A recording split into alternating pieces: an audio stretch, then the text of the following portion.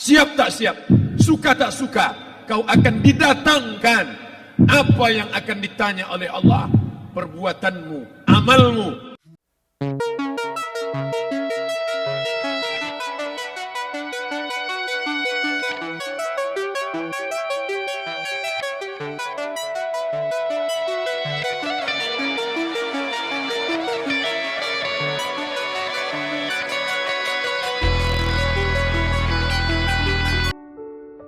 Malam ini kita menyadarkan diri kita, terlebih lagi yang berceramah, jangan kau hanya sampai menyampaikan ayat saja. Hai Abdul Somad, apakah kau yang bicara itu hatimu sudah hidup?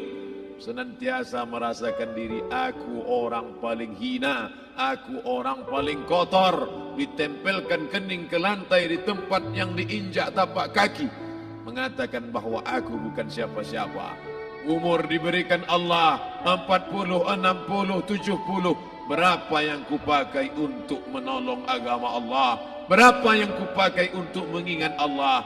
Mata, tangan, telinga, kaki akan diminta tanggung jawab di hadapan Allah. Dulu dibangga-banggakan, dihormati, dimuliakan Al-Mukarram, Al-Ustadz. Tapi pada saat tiba masanya, yang kita bawa tak lain tak bukan innallaha la yanzuru ila ajsamikum. Allah tak menengok badan, fisik, bentuk tubuh, baju, ini sampulnya saja. Wala ila suwarikum, Allah tak menengok rupa, wajah. Walakin yanzuru ila qulub, hati kamu yang bersih itulah yang kau bawa menghadap Allah Subhanahu wa taala.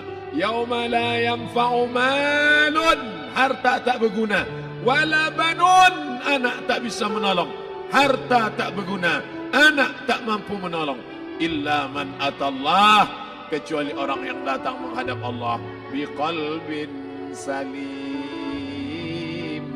dengan hati yang bersih, hati yang tulus, hati yang memercikkan cahaya iman, hati yang bersih dari hasad, busuk hati, sum'ah, riya, takabbur. Itulah yang menolong di hadapan Allah Subhanahu wa taala. Apa kata Imam Ali radhiyallahu an? An-nasu niyam. Semua manusia waktu hidup itu tidur. Bapak tidur, ibu tidur, saya tidur. Semua orang waktu hidup itu tidur. Falamma matu, ketika dia mati, disitulah dia baru terjaga dari tidur panjang. Saat Israel mencabut nyawa, ditarikkan adalah satu sentapan yang kuat. Disitulah kita baru terjaga dari tidur panjang. Betapa aku meninggalkan salat, betapa aku tak berzakat, betapa dulu kekuasaan.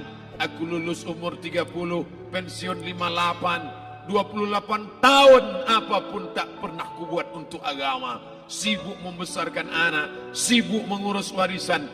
Anak pun tak ingat dengan kita, karena kita lupa menanamkan pendidikan agama di dalam otak kepalanya. Harta yang banyak tak sempat menolong agama Allah. Anak tunggal semata wayang tak sempat dididik agama.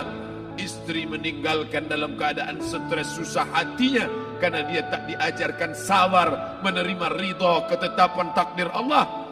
Dan paling celaka, tak pernah anggota tubuh ini dipakai untuk berzikir, muhasabah, mengingat Allah. Tak pernah mata dipakai menengok Quran, kitab suci Allah. Tak pernah dipakai hati merenung sejenak, apa yang akan kubawa mati menghadap Allah Subhanahu wa taala. Abdul Somad dari dalam tanah naik ke atas tanah, ceramah, masuk balik ke dalam tanah. Yang kau bawa apa? Baju koko tinggal, peci tinggal, pakaian kehormatan tinggal. Yang kau bawa kain tidak berjahit, disobek, kerak.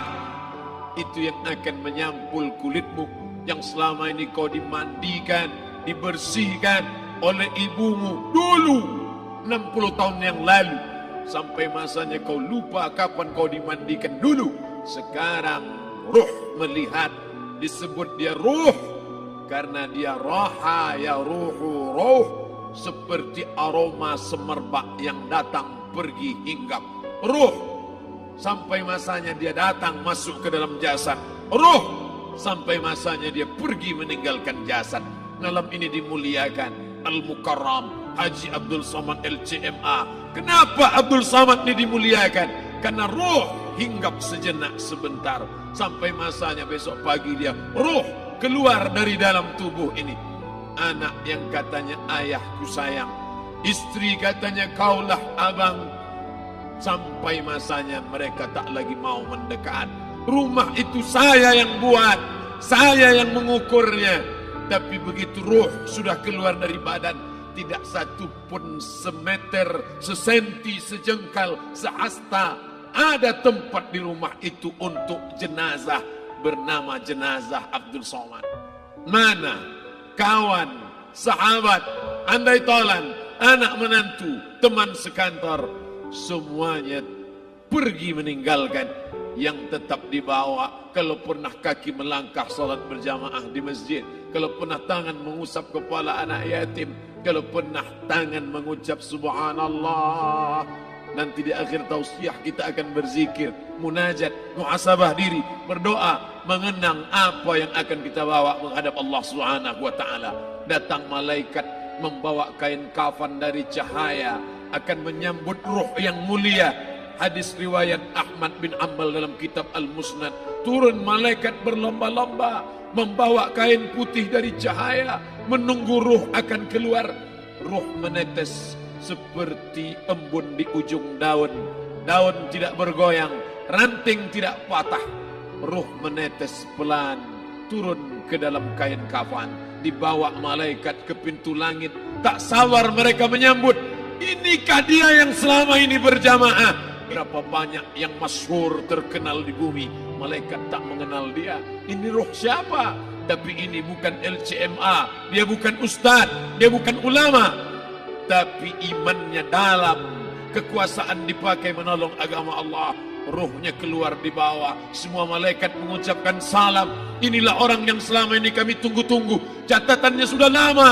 Setiap pagi petang, malaikat subuh membawa catatan namanya, malaikat malam membawa catatan namanya. Kami merindukannya. Begitu orang-orang yang masyhur di langit, tapi tak dikenal makhluk bumi. Tapi ada sebaliknya, yang rohnya disentapkan, ditarik malaikat dengan begitu tarikan yang sangat kuat. Nabi bertanya saat Isra Mi'raj kepada mereka yang sudah mati ribuan tahun yang lalu, apa yang kalian rasakan? Yang satu mengatakan seperti tebasan pedang di tempat yang sama beratus kali. Yang satu mengatakan seperti kambing yang dikuliti hidup-hidup. Yang satu mengatakan seperti mata kail pancing ditarik dari kulit yang basah. Maka kita berdoa setiap selesai salat, Allahumma hawwin alaina, ringankan kami ya Allah, fi sakaratil maut, di saat sakaratul maut yang amat sangat menyakitkan itu, di saat malam pertama di tempat yang gelap, di tempat yang tak pernah diimpikan oleh orang, tapi kita tetap melewati dan merasakannya. Perlahan-lahan cacing tanah, ular-ulat kalajengking akan menggerogoti kulit yang selama ini dimandikan, selama ini dipakaikan sampo yang mahal, selama ini dioleskan pelembab yang lembut. Tapi ternyata sebelum roh keluar jasad, setelah keluar, dia hanya akan menjadi santapan cacing tanah, hancur berkeping hari demi hari. Yang pertama kali membusuk adalah mata, karena dia berisi cairan. Cairan ini mengering, busuk dan berlubang. Lalu kemudian usus sebulan di dalam tanah, mulai dia menggelembung masuk angin dan dia meletus pecah. Cacing-cacing tanah mulai datang menggerogoti, memakan. Habis, siap tak siap, suka tak suka, kau akan didatangkan. Apa yang akan ditanya oleh Allah? Perbuatanmu, amalmu. Faman ya'mal mithqala dzarratin khairan yarah. Sebesar biji sawi, sebesar ujung rambut, kau aniaya orang, kau makan titik puluh keringatnya. U'tul ajira ajrahu, berikan upah pekerjamu, gaji tukang panenmu, gaji tukang cuci setrikamu. Kau makan, kau tahan 3 bulan. Dia tak menuntut, dia senyum, dia hanya mampu mengadu kepada Allah. Tapi titik peluhnya yang keringatnya air matanya akan kau balas di hadapan Allah Subhanahu wa taala. Di saat itu tak ada siapa bisa menolong. Hari ini uangmu banyak, kau bayar pengacara handal 1 jam 100 juta, bebas tanpa syarat. Tapi di hadapan Allah semua akan bersaksi. Al-yawma nakhtimu ala, lidah yang selama ini pandai bicara dikunci, ditutup Allah taala yang akan bicara. Wa tukallimuna aydihim wa tashhadu arjuluhum, kaki akan bersaksi, tangan akan bicara. Bima kanu yaksibun, yang pernah dilakukan di masa yang lalu. Mata melihat seolah-olah nyata perbuatan itu pernah dilakukan dulu. Kita lupa, kita tak ingat, tapi catatan malaikat terlalu terang benderang. Wa in kullun lamma jami'un ladaina muhdarun, catatan dibaca sampai-sampai orang itu tak percaya. Ma li hadzal kitab, kenapa buku catatan saya ini la yughadiru saghiratan, yang kecil-kecil, wala kabiratan, yang besar-besar, ahsaha, semua tercatat dalam buku catatan yang nyata. Dalam surat Al-Isra apa kata Allah? Iqra. Hari ini kalau dikatakan Iqra baca Quran, Iqra baca Yasin, malam Jumat Iqra baca surat Al-Kahfi, tapi sampai hari itu Yasin tak bermakna, Al-Kahfi tak lagi disuruh baca karena hidup sudah berakhir. Iqra, baca. Apa yang kau baca? Kafa binafsikal yawma alaika hasiba, baca buku catatan amal. Sampulnya dosa, isinya dosa. Catatan kakinya dosa, sampul penutupnya dosa, bibliografinya dosa. Sampai ia pun tidak percaya, kenapa aku hidup hanya dosa saja. Saat itu dia mendengar teriakan azab, saat itu dia menyaksikan pekikan teriakan sakitnya siksa. Rabbana, ya Tuhan kami, farji'na, balikkan lagi kami ke dunia. Rabbana, ya Tuhan kami, absarna, mata kami sudah melihat azab, wa sami'na, telinga kami sudah mendengar sakitnya, pekikan, teriakan, jeritan. Farji'na, balikkan lagi kami ke dunia. Na'mal salihan, kami ingin amal saleh, kami ingin bantu masjid, kami ingin sekolahkan anak yatim, kami ingin muliakan fakir miskin, kami ingin bantu panti jompo. Farji'na, balikkan lagi kami dunia. Kami ingin salat tahajud, kami ingin tahiyatul masjid, kami ingin puasa sunat. Saat itu penyesalan tak lagi berguna. Na'mal salihan, kami ingin amal saleh. Andai kau beri kami tenggat waktu ya Allah, laula akhartani, kalau kau beri aku waktu, ila ajalin qarib, aku tak minta hidup 1000 tahun, ila ajalin qarib, sebentar saja kau hidupkan aku ya Allah. Di situ orang baru tahu apa yang pernah dilakukan dulu, yang di masa lalu. Tak ada cara lain kecuali malam ini kita bertaubat, taubat nasuha, mandi, solat sunat taubat. Ma min muslimin yuznibu zamban, ada orang silap, khilaf, buat dosa, salah.